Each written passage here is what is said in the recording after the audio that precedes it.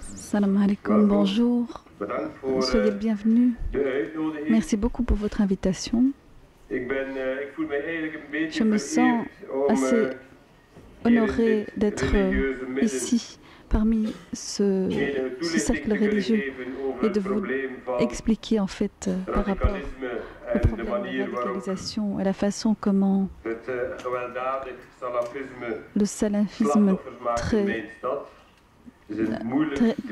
très violent fait des victimes au sein de ma ville. Mais l'invitation, comme je l'ai reçue, montre bien clairement que la communauté musulmane, ensemble, avec tout le monde, est prête, dans la grande ouverture, de trouver des réponses à ces problématiques. Et le plus important, le plus essentiel de ce que je souhaiterais dire, surtout que les solutions pour les problèmes très douloureux, et comme le président a dit, il y a des victimes au sein de ma ville, des familles entières à Vilvoorde et en dehors qui sont dans une grande tristesse. Bien sûr, la réponse est dans la façon comment on peut travailler ensemble. Bien sûr, autant les acteurs religieux que le gouvernement et les écoles, qu'on puisse travailler tous ensemble.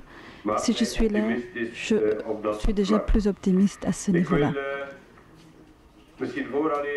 Avant d'aborder plus d'informations à ce sujet, je voudrais vous informer que dans le passé, mon premier job, j'étais à Molenbeek où M. Fouad Haïdar est également originaire. Je prenais des initiatives à aider les jeunes, surtout musulmans, dans les quartiers difficiles, près du canal, près de l'étang noir, d'essayer de faire des initiatives intéressantes pour les jeunes, pour les garder dans le droit chemin. C'est comme ça aussi que j'ai connu le professeur Leman, et je le dis parce que début des années 80, dans le siècle passé, on parlait beaucoup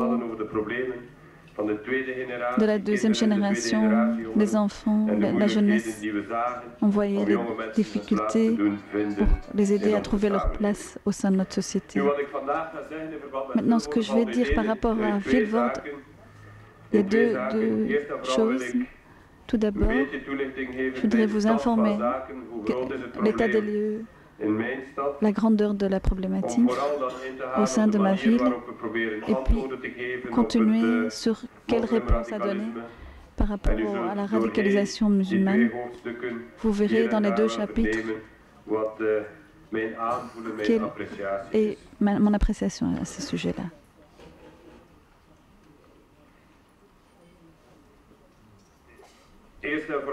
Tout d'abord, pour les personnes qui ne connaissent pas Vilvoorde, Vilvoorde est situé près de Bruxelles, juste sur la frontière au nord de Bruxelles.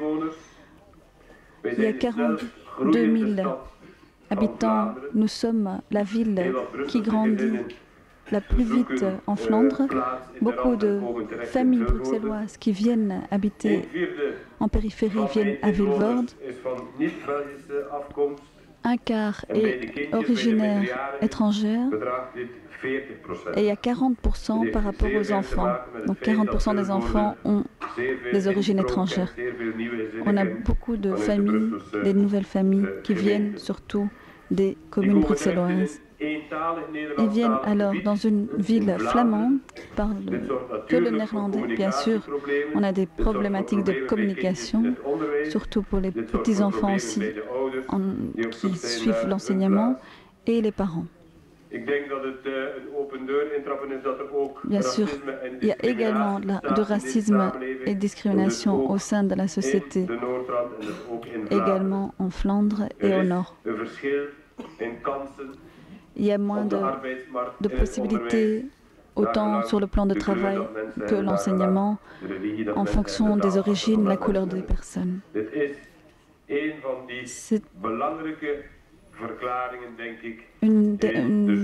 quand même une possibilité de raison pourquoi les personnes quittent notre pays.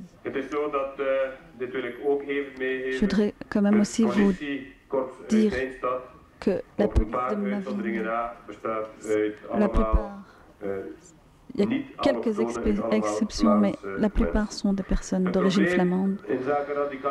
Donc par rapport à la problématique de la radicalisation, au moins la problématique assez active, a débuté suite à l'arrestation de jeunes donc à Molenbeek, des jeunes venant de Vilvoorde. Donc Shari'a for Belgium a été très actif à Anvers et également à Vilvoorde. Il faisait des street dawah près donc, du pont de Vilvoorde. Vous voyez, ce sont des photos prises par la sécurité d'État. Il y a eu des incidents à Vilvoorde, près de la gare, en août 2012. Et c'est justement à cette époque-là, à partir de septembre, que les premières personnes sont parties en Syrie. C'était des personnes d'origine étrangère, très connues à Vilvoorde et également connues par la police. C'est les premiers à partir en Syrie. Combien sont partis? 25 ont quitté, sont partis vers les troupes IS.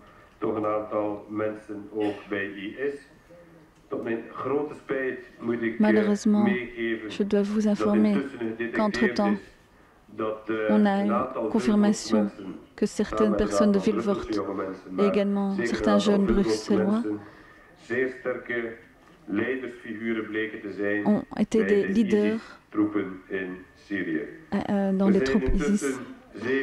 Entre-temps, il y a eu 7 retours, donc 7 personnes qui sont revenues, 2 qui vivent effectivement en Vilvoorde et sont suivis par les services de la police et sociaux. Et on a eu des informations comme quoi il y a eu 5 décès, on n'a pas la certitude. Environ 40 à 45 personnes de Vilvoorde, surtout des jeunes, appartiennent à un groupe à risque. On a la suspicion qui s'envisage de partir. Je voudrais tout simplement terminer ce chapitre. Les derniers mois, c'est déjà plus calme. Les derniers 6 mois, il n'y a pas une personne qui est partie de Vilvoorde. Il y a encore une fille de 14 ans qui a été bloquée à la frontière, donc à Zaventem, à l'aéroport. Je voudrais également vous informer sur l'émotion que je ressens. D'abord, on vous montre de qui on parle exactement. Il s'agit vraiment d'un groupe très diversifié. Là, je parle d'une jeune fille mineure, mais il s'agit surtout de jeunes entre 16 et 25 ans, certains encore un petit peu plus âgés qui ont 27 et 28, mais surtout garçons, parfois des filles. Souvent des personnes qui sont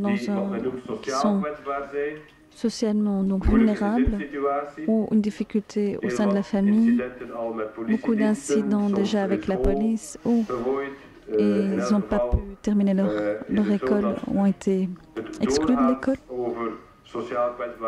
Donc ce ne sont pas toujours des personnes qui sont excluses. Certains avaient donc ils avaient un beau salaire, un vrai travail, qui ont également pris la décision de partir. La dernière ligne, vous ne pouvez peut-être pas le lire, mais il s'agit presque toujours de jeunes musulmans qui n'ont pratiquement jamais fréquenté la mosquée de Vilvoorde. Il s'agit de personnes qui n'étaient pas familiers par rapport à l'enseignement islamique.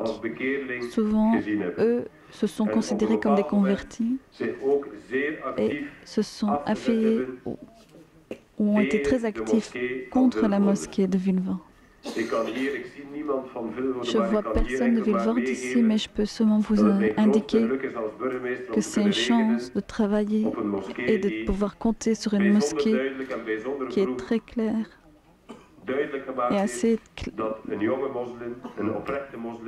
qu'un jeune musulman n'a pas à partir de Vilvoorde pour aller en Syrie ou en Irak pour tuer d'autres musulmans.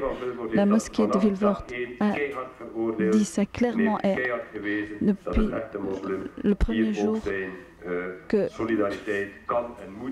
le musulman doit montrer la solidarité avec les personnes et les victimes de Syrie. Je voudrais aussi dire qu'en tant que bourgmestre, j'ai été touché plusieurs fois par la grande tristesse que j'ai pu voir auprès des mères, frères, pères et des sœurs et d'autres membres de la famille, également les amis d'école et également des anciens, certains agents policiers, quand ils ont vu qu'un de nos jeunes était parti. Moi-même, cette expérience, je vois le départ de ces jeunes, c'est comme un vol de mes jeunes citoyens, parce que je suis convaincu, et j'ai des preuves, que le recrutement qui se fait n'est pas lié à l'islam, mais tout avant à vraiment manipuler les gens à un combat qui est impossible et qui n'est pas lié à l'islam. C'est un peu ce sont mes sentiments et un petit peu l'esquisse que je peux vous donner. Qu'est-ce qu'on pourrait faire? On devrait travailler ensemble parce que la perte de jeunes gens, 25 jeunes gens auprès de ma ville et la tristesse et l'insécurité dans d'autres familles.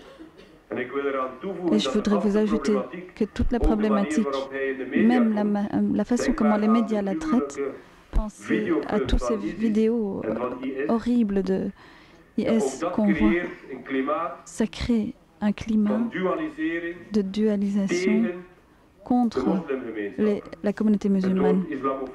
L'islamophobie, on en a entendu parler. Malheureusement, je dois reconnaître qu'en Flandre, que dans ma ville et au nord, l'animosité vis-à-vis des musulmans a augmenté à côté de ces cruautés. Malheureusement, je suis convaincu que là, il n'y a pas la source. On doit comprendre que quand il y a des jeunes qui partent donc dans un lieu riche, que ceci est une perte et que c'est également une responsabilité pour notre société et un défi pour tous pour travailler dessus. Donc l'approche intégrée, on veut travailler ensemble avec la police locale, également avec les écoles, les familles et les instances sociaux. J'essaie de garder un contact avec les jeunes, avec les mamans et les pères, les mères de famille, et faire le nécessaire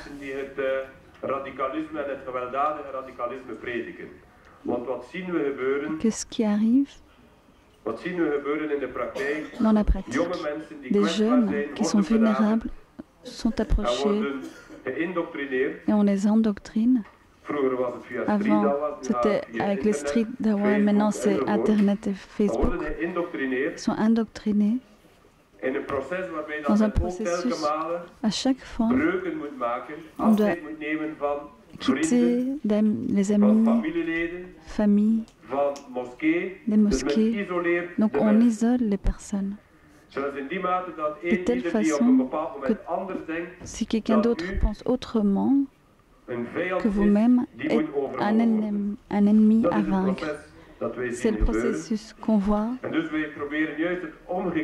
et on veut faire le contraire. Donc là, on voit quelqu'un de vulnérable, on essaye de donner de la chaleur, d'intensifier les contacts, autant les amis que les instances sociales, les politiciens, les mosquées et les collaborateurs également. Entre-temps, on a ici, c'est pas vraiment, c'est toujours un peu expérimental. Chaque personne qui est partie avait une autre histoire.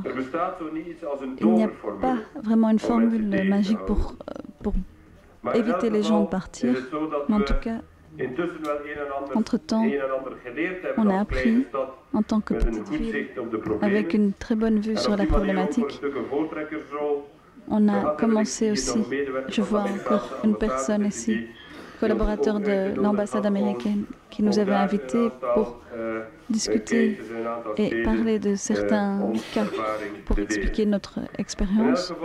En tout cas, notre politique, donc en fait, l'extrémisme grandit là où l'intégration a échoué. On ne sait pas, là où il n'y a pas de respect mutuel, autant dans l'école que dans le travail, les extrémismes risquent de se faire voir. On doit vraiment regarder dans quelle situation les jeunes grandissent, là où ils ne se sentent pas chez eux. On doit surtout leur donner la chaleur, donner un soutien, montrer qu'en tant que société, partout, même en tant que politicien, qu'on peut les considérer comme étant notre jeunesse. Et ça, c'est crucial.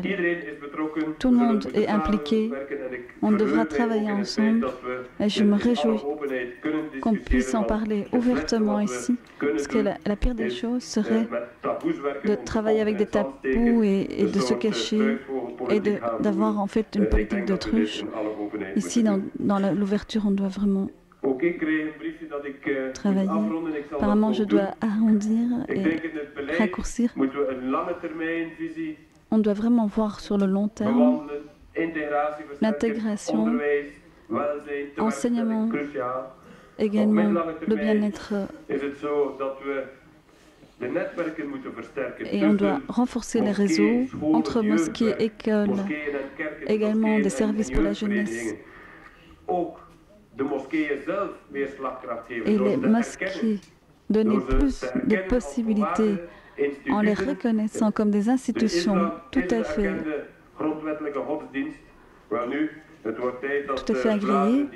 Et c'est important que la Flandre fasse le nécessaire par rapport aux reconnaissances et avec un appui financier. Mais au court terme, dans ma petite ville, garder et maintenir le contact avec les jeunes, avec les familles, avec les travailleurs sociaux et les écoles, et là où il y a un risque d'aider et de soutenir et de montrer à la jeunesse que ce sont des personnes de Vilvoorde et que ce sont des individus à part entière et qui peuvent construire à notre ville. Et c'est ce qu'on veut faire à court terme. Donc chaque individu qui risque de tomber vraiment dans un réseau radicalisant,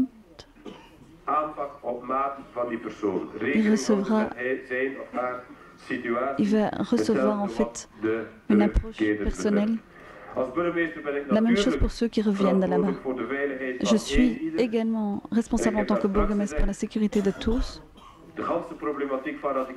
Donc la problématique de radicalisation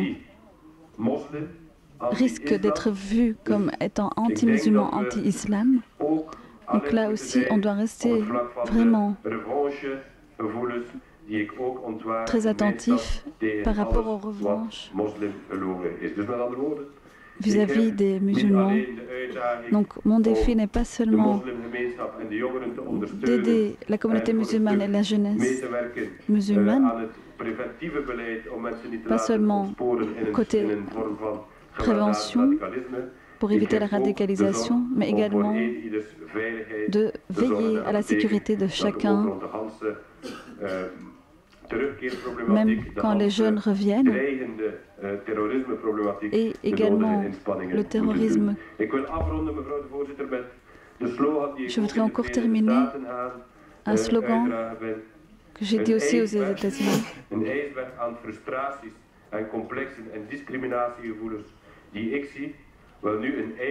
Une montagne de glace, on peut la faire fondre efficacement avec la chaleur. C'est ça qui est très important, montrer à la jeunesse qu'on les aime et qu'ils sentent vraiment cette chaleur. Merci pour votre attention.